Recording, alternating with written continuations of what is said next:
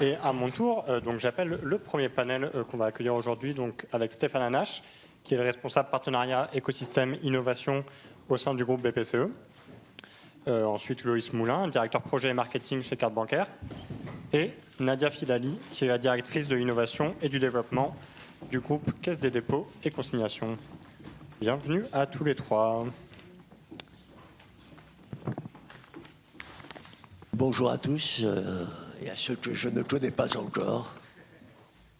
Alors, l'idée de cette première table ronde, qu'on a intitulée « Souveraineté et confiance, à qui se fier en 2026 », c'était de revenir du coup un peu sur les éléments marquants de cette dernière année qui vient de s'écouler depuis le précédent baromètre.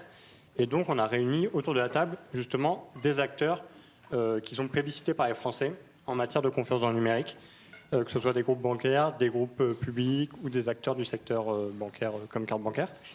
Donc ce matin, on va échanger avec eux pour voir comment ces acteurs font pour maintenir, voire renforcer la confiance que les Français leur portent. Et pour commencer, je vous propose qu'on aille plutôt sur les sujets d'actualité et revenir un peu sur l'année qui vient de s'écouler. Je vais commencer avec toi, Nadia. Est-ce que finalement le grand changement entre le baromètre précédent et celui de cette année, c'est le contexte géopolitique et le fait que les Français se rendent de plus en plus compte que la confiance numérique est autant un enjeu technologique que géopolitique? Bonjour à tous, merci David. Alors, c'est moi qui vais faire la partie journalistique du sujet. Je pense qu'elle est extrêmement importante et que cet indicateur, en fait, est à la fois une très bonne nouvelle et à la fois une très mauvaise nouvelle.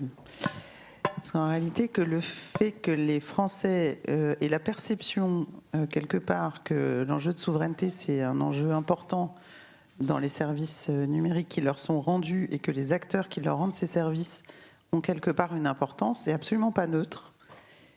Et ça veut dire qu'ils ont compris que le numérique et les usages du numérique sont partout dans leur vie, mais que maintenant, il serait temps de commencer à regarder qui offre ces services numériques, qui crée les technologies qui permettent ces services numériques.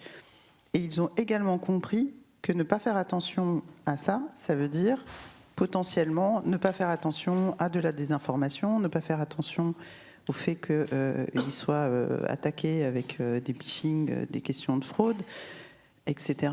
Et ça, je trouve que c'est un élément qui est quand même assez fondamental et qui est extrêmement différenciant par rapport à ce qu'on a pu voir les autres années. Ça veut dire qu'il y a quand même une prise de conscience que les usages numériques, c'est pas neutre et que ceux qui les font, c'est pas neutre.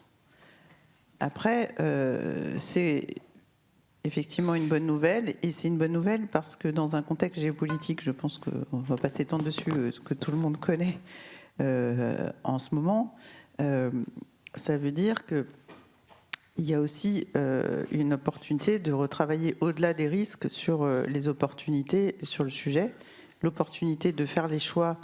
Je pense que tout à l'heure, Olivier Vallée a dû en parler, de faire les choix des outils qu'on utilise, des acteurs qu'on utilise.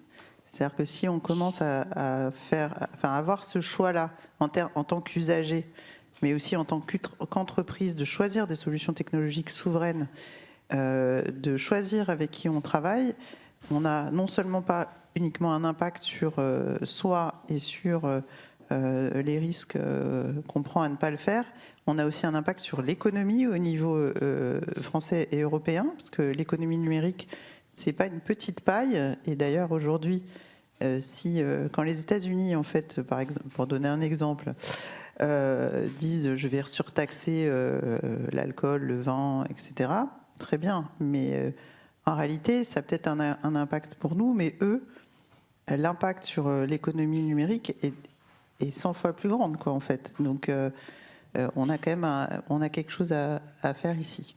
Voilà, je pense que c'est important. Merci Nadia. On entend bien ce besoin de souveraineté chez la plupart des acteurs. Mais du coup, je me tourne vers toi, Stéphane. Comment justement articuler ce besoin de solutions plus souveraines et un besoin aussi de rester à la pointe de l'innovation qui est, on peut le constater, majoritairement porté par des acteurs qui sont, disons, moins souverains? Ouais, bonjour à tous, je suis également ravi d'être présent ici. Et pour répondre à ta question, oui, je pense qu'il y a un sujet où il ne faut pas s'enfermer dans une sorte d'autarcie technologique. On est des acteurs, on est présent dans un écosystème un peu global. Et en fait, je pense que ce que je dirais, c'est qu'il faut développer une sorte de stratégie qui soit à la fois open et souveraine, en fait. Il faut être en capacité de pouvoir traiter avec un certain nombre d'acteurs, parfois américains, parfois chinois, mais tout en se garantissant une certaine limite. Tout à l'heure, dans les premiers échanges, on a beaucoup parlé de réversibilité, j'ai entendu ce mot. Donc il y a ce sujet d'indépendance et de réversibilité qui est assez important. Et c'est pour ça qu'on doit effectivement sélectionner les partenariats ou les acteurs avec lesquels on s'associe dans cette logique d'ouverture et de souveraineté. En même temps, à notre niveau, on doit s'attacher également à devoir développer, s'investir dans des infrastructures critiques. Il y a tout ce qui est autour du calcul, les supercalculateurs, le quantique, ou certaines technologies un peu clés, l'IA et la data, et ça passe aussi par de la formation. On a aussi en Europe, en France, des très bons niveaux en chercheurs, dans la recherche, etc. Donc on doit s'appuyer sur ces éléments-là. En bref, je pense qu'il ne faut pas les opposer, mais plutôt essayer d'avoir une sorte de réflexion, un peu, de créer une sorte de synergie autour de ça, d'avoir de l'ouverture et de la souveraineté en même temps, en s'appuyant à la fois peut-être sur des acteurs étrangers, mais en même temps en développant et en se mettant en capacité de pouvoir développer nos propres acteurs, nos propres champions, et les accompagner, notamment dans des soutiens à l'écosystème national ou européen. Merci beaucoup Stéphane. Et je me tourne vers toi Loïs. Si on veut faire le lien avec la confiance, dans quelle mesure justement cette question de la souveraineté, elle est un facteur de confiance ? Alors en fait, la dimension nationale ou européenne, on l'a vu tout à l'heure, c'est un facteur qui donne confiance, mais est-ce que la conscience qu'une solution est nationale ou européenne est un facteur qui oriente effectivement l'usage des consommateurs de préférence vers cette solution ? Et le baromètre, il est un peu paradoxal. Lorsqu'on pose une première question au consommateur, est-ce que, quel que soit le service numérique, alors vous allez plutôt choisir une solution française, seulement il dit à 11 ou 12%, oui, c'est un critère, mais finalement 11 et 12%, c'est pas très haut.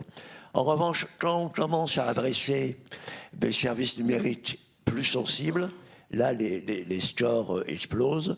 On l'a vu tout à l'heure, lorsqu'on parle de fournir une identité numérique, en premier lieu l'État, les banques, et inférieur à 50% les GAFAM. On parle de e-commerce, et c'est une bonne nouvelle pour le e-commerce français. Hier, il y avait la réunion de la FEVAD. Le fait que le site soit français ou européen, oui, ça va orienter les clients de préférence vers ces sites. Lorsqu'on parle paiement, moi je suis un amateur du paiement, alors c'est pas dans le baromètre de la FEVAD, mais c'est une question qu'on pose à nos utilisateurs.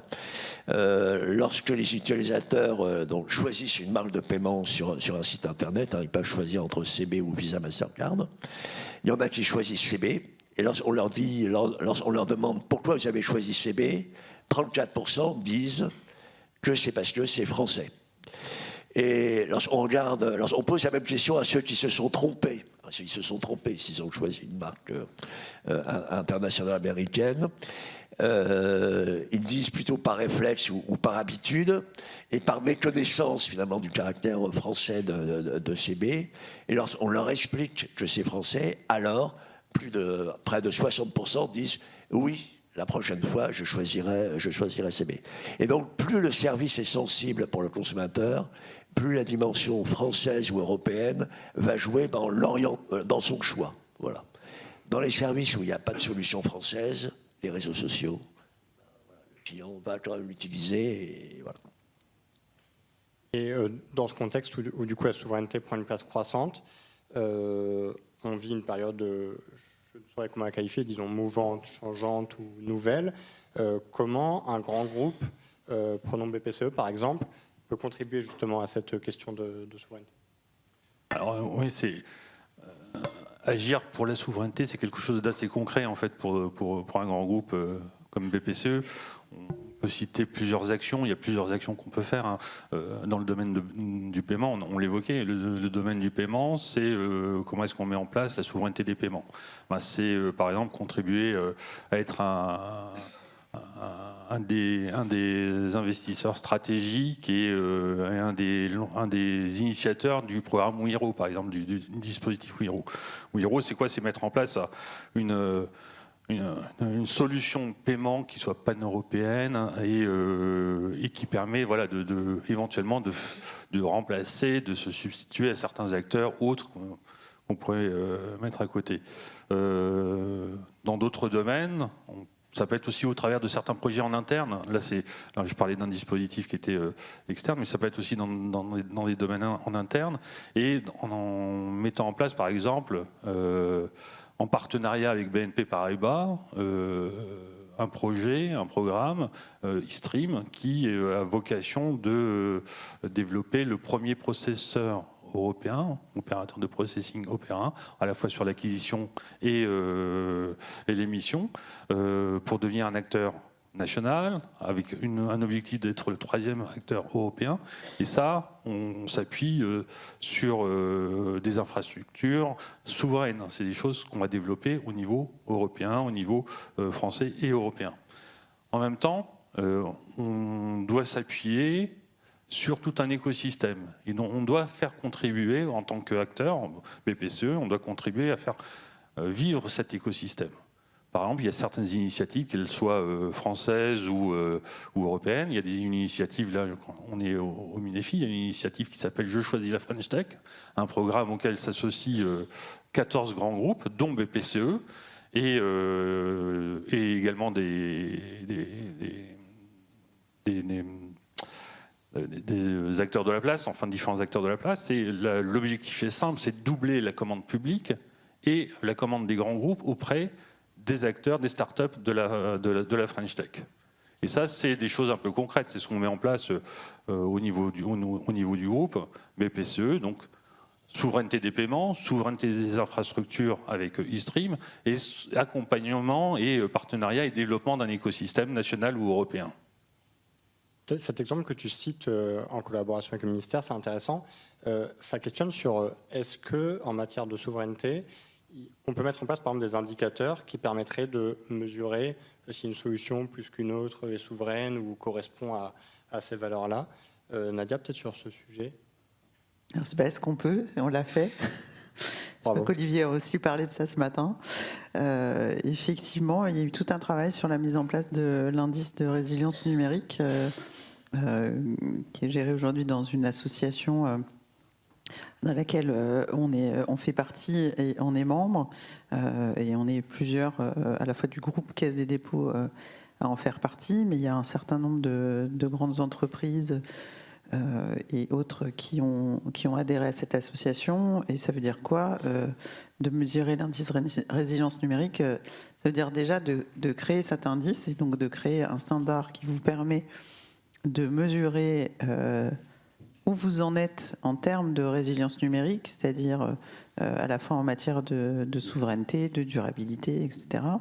Et ça vous permet en fait d'objectiver ce que vous mettez en place, et notamment par rapport à ce que disait Stéphane, sur les choix très opérationnels qu'on peut faire au sein d'un grand groupe ou d'une entreprise.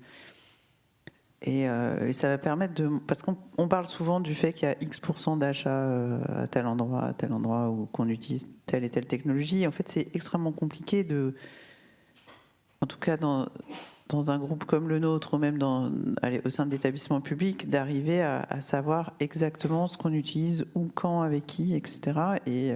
Et donc travailler là-dessus, ça engage, d'abord ça nous engage, ça c'est clair, mais ça engage aussi les opérationnels de la filière SI et numérique chez nous. Ça engage aussi les opérationnels parce qu'en fait, ça leur fait comprendre que les choix qui sont faits, ils ne sont pas neutres.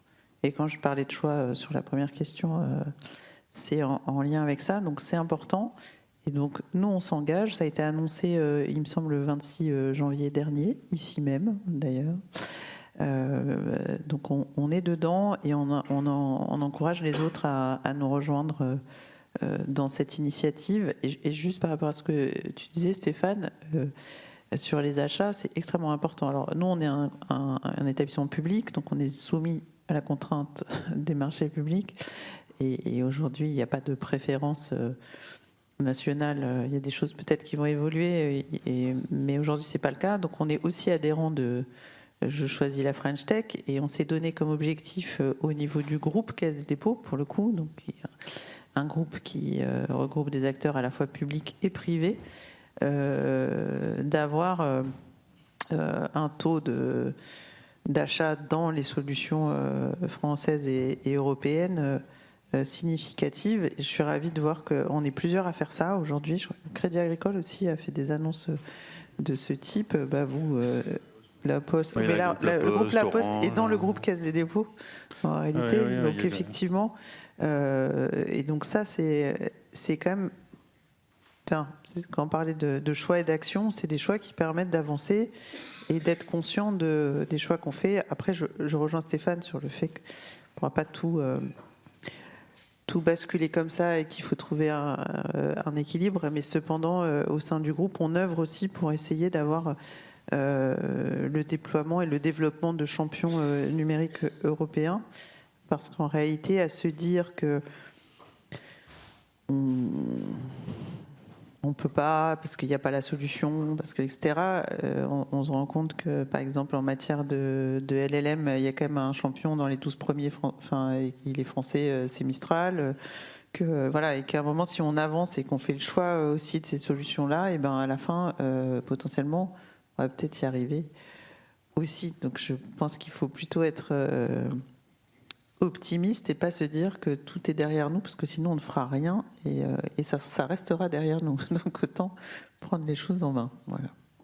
Et si on s'amuse à tester cet indice sur un secteur en particulier, qui par ailleurs est cher à l'accès, je prends celui des paiements, on entend souvent dire qu'en France, en matière de paiement, la France est souveraine.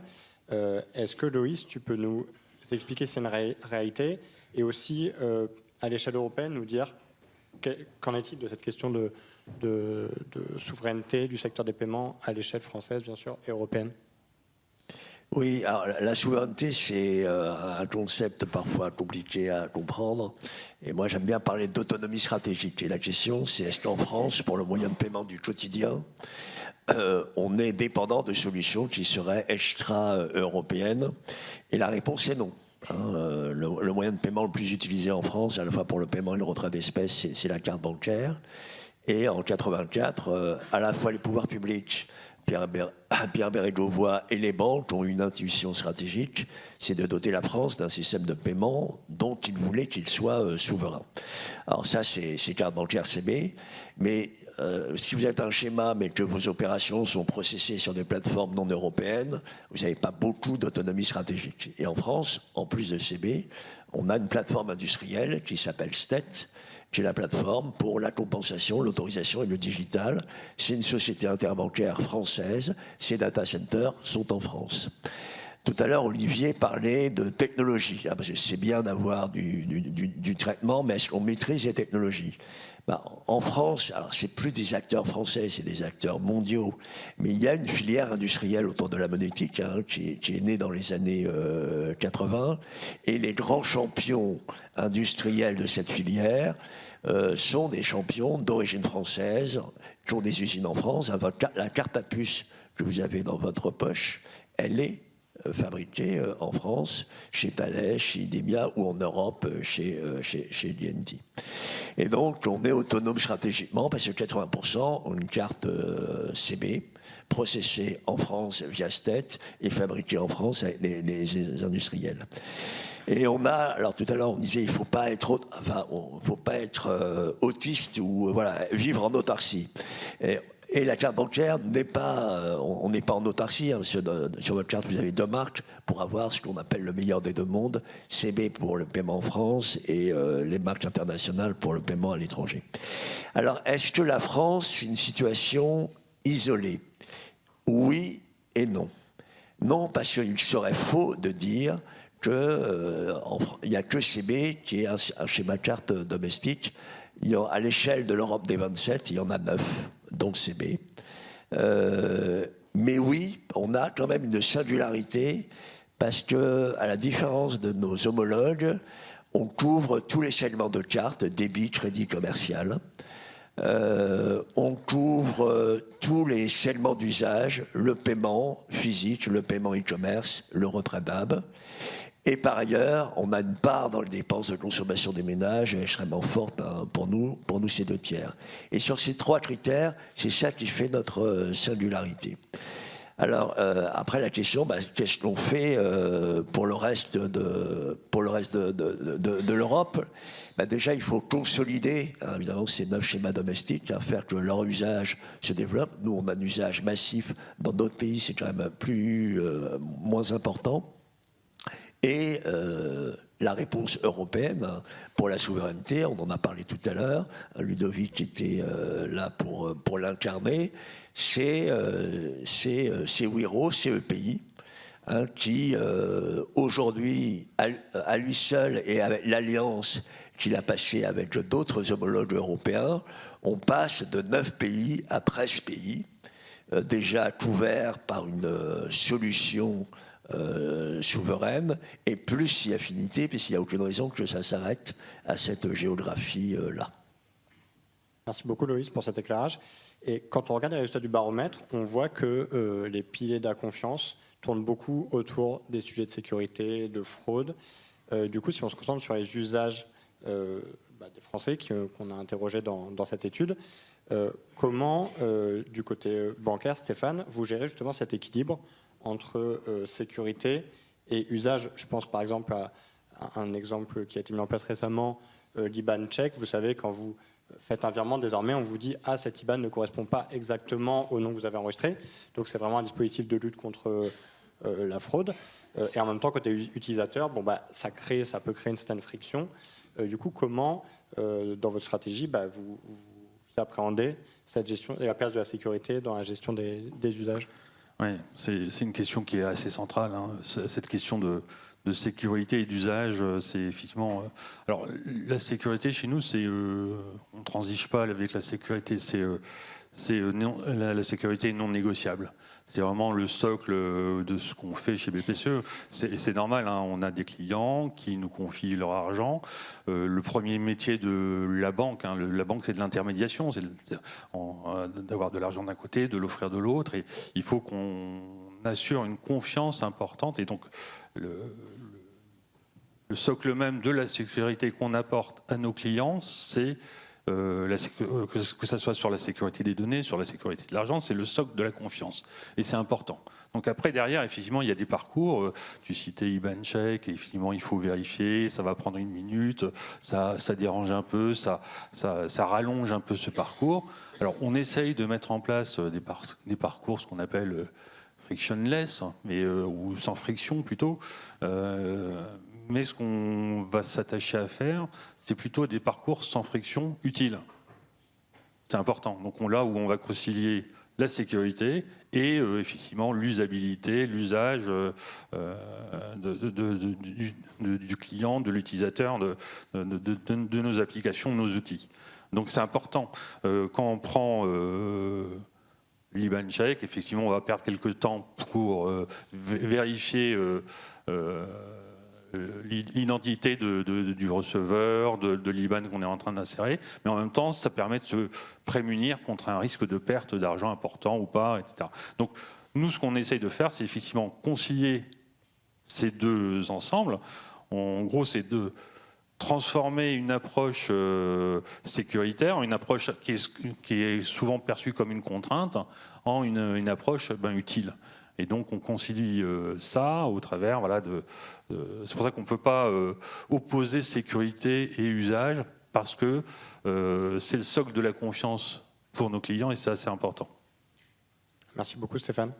Du côté de carte bancaire, Loïs, vous, comment vous faites pour gagner ou conserver la confiance des Français?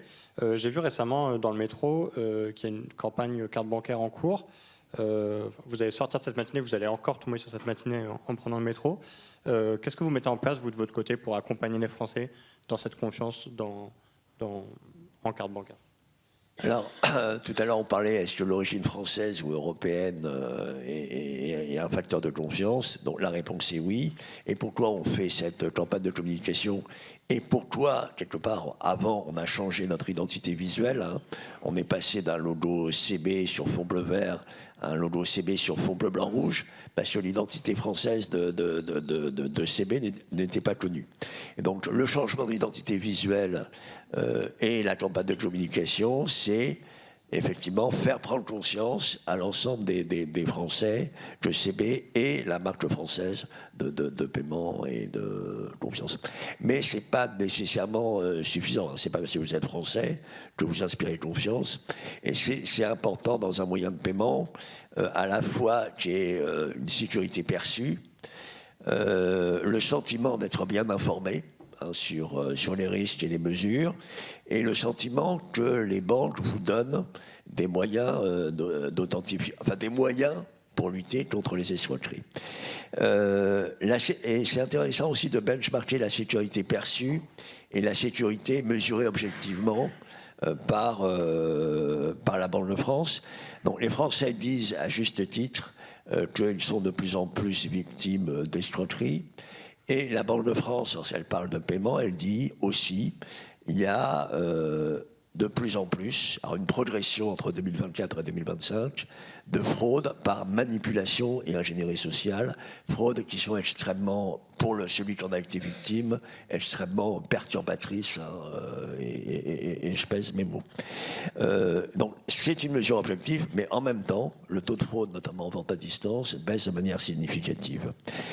Le sentiment d'être informé correctement, eh ben, dans le baromètre, hein, les Français disent majoritairement oui, nous sommes bien informés, et on peut remercier les banques, hein, qui ont fait des actions de communication.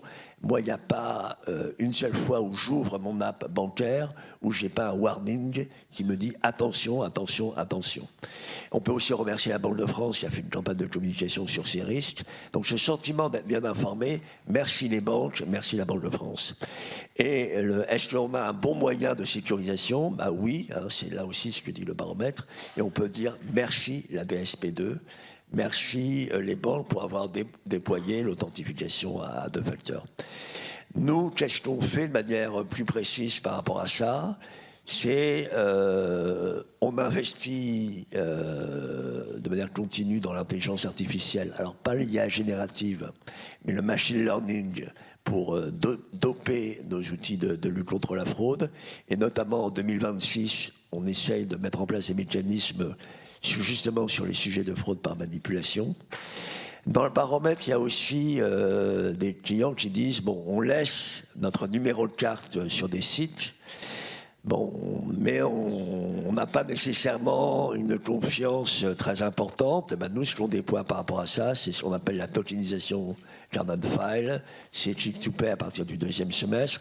C'est le fait de dire finalement le numéro qui est sur ma carte physique, il ne restera pas sur le site du commerçant, il sera remplacé par un token. Puis il y a un sujet dont on ne parle pas encore dans le baromètre, mais dont on parlera, je pense, l'an prochain, c'est le commerce agentique, voilà.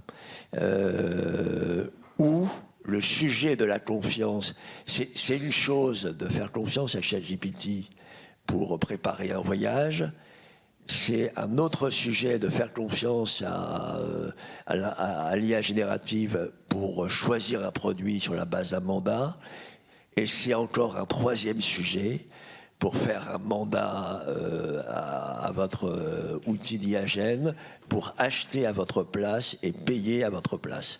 Donc sujet sur lequel la confiance, le partage de responsabilités, les risques, la sécurité vont être des enjeux pour les années à venir. Et nous, sur ce dossier qu'on ouvre, on va être dans une démarche un petit peu de test and learn avec l'écosystème. Merci Loïs. Ton exemple sur l'IA agentique aurait été une magnifique transition vers la table ronde suivante, mais il nous reste encore une dizaine de minutes. Il y a un sujet que je voulais aborder qui est intéressant dans le baromètre. C'est qu'en fait, on a posé pas mal de questions sur le rapport des Français aux crypto-monnaies. Les crypto-monnaies, historiquement, elles ont été construites pour justement pouvoir ne plus avoir de tiers entre deux personnes qui échangent des monnaies. Aujourd'hui, quand on pose la question aux Français à quels acteurs vous feriez plus confiance pour gérer vos crypto-monnaies, la réponse c'est les banques. Donc on a un objet qui a été créé pour justement, je schématise, mais éviter de passer par les banques. Et aujourd'hui, les résultats d'études, c'est que les gens préfèrent que ce soit leur banque qui gère leur crypto-monnaie plutôt que d'autres acteurs plus nouveaux sur le marché. Nadia, comment tu perçois justement ce changement ? Alors, comment je perçois ce changement? Déjà, juste par rapport aux achats agentiques, ça existe déjà. En réalité, on peut déjà acheter des choses directement. Enfin, on ne peut pas payer, mais ça dépend où. Il y a des endroits où on peut payer, mais il y a des endroits où on peut payer directement. Alors, peut-être pas en France et en Europe, mais je peux vous assurer qu'on peut le faire. Voilà, mais par contre, on décide de le faire. Alors, sur la partie crypto-monnaie, je pense qu'il y a deux choses. Il faut aussi comprendre. Donc, effectivement, les crypto-monnaies ont été développées dans une volonté de décentralisation. Et d'ailleurs, la plupart d'entre elles existent dans une gouvernance totalement décentralisée. Et aujourd'hui, si vous voulez acheter des crypto-monnaies, acquérir des crypto-monnaies de manière décentralisée, en réalité, vous pouvez le faire. Le sujet, il est plutôt que comme c'est assimilé quelque part, même si ce n'est pas dans la réglementation bancaire et financière, c'est quelque part assimilé à un moyen de paiement ou à quelque chose qui ressemble dans la forme à ces éléments-là. Il y a quand même une réglementation qui existe au niveau européen, elle s'appelle MiCA, et au niveau français c'était la loi Pacte, et du coup on bascule sur MiCA. Donc il y a des obligations sur la façon dont on détient ces crypto-monnaies, comment on les achète, et en réalité il y a des règles qui ont été mises en place qui sont des règles un peu équivalentes à la gestion d'un compte bancaire, à la gestion d'achat-vente, etc. Et les gens, naturellement, passent plutôt par un intermédiaire que sans intermédiaire. Ça, c'est là qu'il faut comprendre qu'en réalité, effectivement, les crypto-natifs ou la majorité des gens qui en détiennent peuvent le faire sans. Mais aujourd'hui, ils sont dans une obligation de pas forcément le faire sans, ou alors de savoir démontrer qu'ils en ont, parce qu'en plus c'est fiscalisé, hein, au-delà d'un certain montant. Donc beaucoup passent par un intermédiaire. Et ensuite, pour répondre à ta question que je n'ai pas oubliée, pourquoi quelque part ils préfèrent passer par un intermédiaire bancaire que non bancaire? Je pense qu'un des points principaux ici, c'est qu'aujourd'hui, en tout cas en France et en Europe, il y a pas mal d'intermédiaires, il y a pas mal de petits intermédiaires en réalité, et qu'il y a une grosse dominance d'intermédiaires soit asiatiques, soit américains, qui ont pour certains d'entre eux des enregistrements et bientôt des agréments en France et en Europe, mais qui ont quand même été entachés par un certain nombre de scandales. Et ça, c'est pas neutre, en fait, et dans la confiance qu'on donne aux gens. Donc, il y a eu l'affaire FTX, dont je pense beaucoup ont entendu parler, mais qui a du coup eu un impact sur d'autres acteurs. Il y a eu des sujets autour de Binance, enfin, voilà. Et tout ça, ça crée une espèce d'atmosphère où les gens se disent, bon... En plus, au départ, je pense que peut-être Stéphane en parlera, mais il n'y avait pas beaucoup d'acteurs bancaires ou institutionnels qui, en fait, géraient des crypto-monnaies. Aujourd'hui, c'est quelque chose qui évolue. Donc, il y a un certain nombre d'acteurs français et européens qui sont en capacité de les gérer. Enfin, je dis qu'ils sont en capacité parce que je ne sais pas si derrière, il y en a beaucoup qui, quand même, gèrent au niveau du client retail aujourd'hui des crypto-monnaies. Pourquoi ces acteurs sont rentrés dans le domaine? Parce que, bon, d'abord, il y a quand même autour de 10% de la population qui en détiennent, ça dépend dans quelle étude on regarde. Et ensuite, comme c'est une activité qui est devenue régulée, c'est quand même beaucoup plus simple pour un acteur régulé de rentrer dans ce domaine-là. Enfin, quand même un point important à comprendre, alors, la Caisse des dépôts est conservateur d'actifs numériques, mais pour l'État. On ne fait pas ça pour des clients retail. Venez pas me voir avec mon équipe parce qu'on ne fait pas ça pour des citoyens comme ça. En revanche, ce qu'il faut comprendre, c'est que c'est assez compliqué à faire, en fait. C'est plus complexe et ça a plus de risques opérationnels de traiter la conservation des actifs numériques que de traiter un compte bancaire, en fait, très concrètement. Et donc ça, c'est quand même aussi un frein. Et tant qu'il n'y a pas de volume, monter des systèmes qui permettent de gérer ça, c'est assez coûteux. Et monter des systèmes qui permettent de gérer ça et de gérer... Alors la majorité des gens ont du Bitcoin ou de l'Ether, mais en réalité, d'autres peuvent en avoir d'autres. Et on a parlé de technologie tout à l'heure, mais il y a une cryptographie par nature de crypto. Hein. Donc il faut savoir gérer chaque nature et sous-jacent de crypto. Et il y en a, franchement, c'est un peu compliqué à gérer, parce que ça bouge tout le temps, etc. Donc moi, je trouve que c'est plutôt pas mal que les gens considèrent que le middleman dans la pièce, ça a un sens. Je pense qu'en réalité, alors tout le monde ne sera pas d'accord avec moi dans cette salle, mais je pense qu'en réalité, penser qu'on va supprimer le middleman, en fait, c'est extrêmement compliqué. Pourquoi ? Parce que chacun d'entre vous ici, en tout cas, dans ce pays, c'est encore plus compliqué. On est quand même, quel que soit notre... Enfin, dès notre naissance, quelque part, on a l'habitude d'avoir quelqu'un en face de nous, en fait. On a des parents ou des gens qui font la même chose, on a des profs, on a des chefs, on a l'État, etc. Et donc on est dans un système où c'est comme ça, et le fait de se dire on va tout décentraliser, j'y crois pas beaucoup. Je pense que les gens ont du mal à aller dans ça. Voilà. Je ne vais pas me risquer à appeler Stéphane middleman, mais en tant que tiers de confiance, ce serait quoi la réponse du tiers de confiance sur ce sujet des cryptos ? C'est vrai que, alors, je vais peut-être le rappeler, hein, c'est pas parce que je représente un acteur bancaire, mais effectivement, il y a 65% des personnes interrogées qui, parmi celles qui envisagent de réaliser des opérations sur des crypto-actifs, confierait ce type d'opération à un acteur bancaire, donc c'est très bien. Et je vais peut-être répéter certaines choses qu'a déjà dites Nadia. C'est effectivement, il y a eu des plateformes qui ont connu un certain nombre de scandales, de la fraude, etc. Donc pourquoi est-ce qu'elles se retournent vers un acteur bancaire ? Parce que la banque, on l'a déjà dit, on l'a déjà dit précédemment, c'est le tiers de confiance par excellence. C'est notre métier, c'est la confiance, c'est basé sur la sécurisation des données, la sécurisation de l'argent. On a tout un héritage autour de ça. Donc c'est pour ça qu'on représente cette confiance auprès des clients qui souhaitent avoir une activité sur ce type d'actifs. Et pourquoi ? Parce que, on représente la sécurité. On investit énormément dans des actifs technologiques, de la sécurisation. Donc, ils délèguent, en gros, les utilisateurs délèguent auprès d'acteurs comme nous cette sécurité, cette confiance en matière de technologie. 2, tu l'as dit, on est des acteurs régulés. Alors, il y a des plateformes qui sont régulées, mais nous, on a également d'autres acteurs, d'autres organismes de régulation.